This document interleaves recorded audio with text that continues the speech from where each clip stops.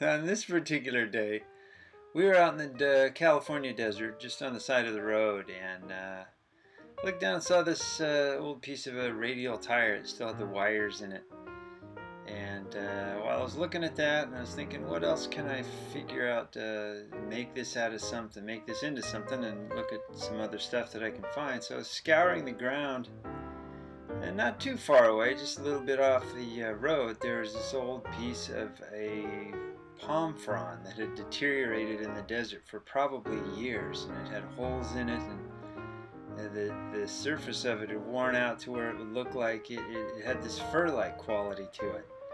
And I just started looking at that, and it was very interesting, and I just started to see there was something in there that I needed to release, and it just happened to be a lion. And I saw the fur, and it just the wood was telling me that that was inside, and I was just the hands that made it come to be. So that's a lot of the fun of this, is to just kind of let these items and let the thing inspire you and tell you the story, and then you're just the one that helps the story come to life.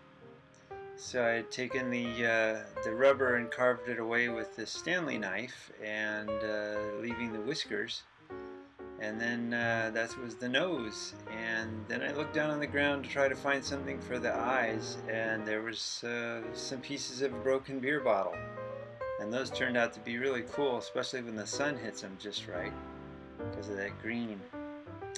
And there you go. It just was just junk laying out there on the side of the road, and it told me it wanted to be something else. So I just put it together and made this little lion, and had no special tools, just a Stanley knife and a pair of needle nose pliers with me. So don't let your creativity be limited by being in your art space with your tools and everything. Just make whatever you got with what you got, and have fun.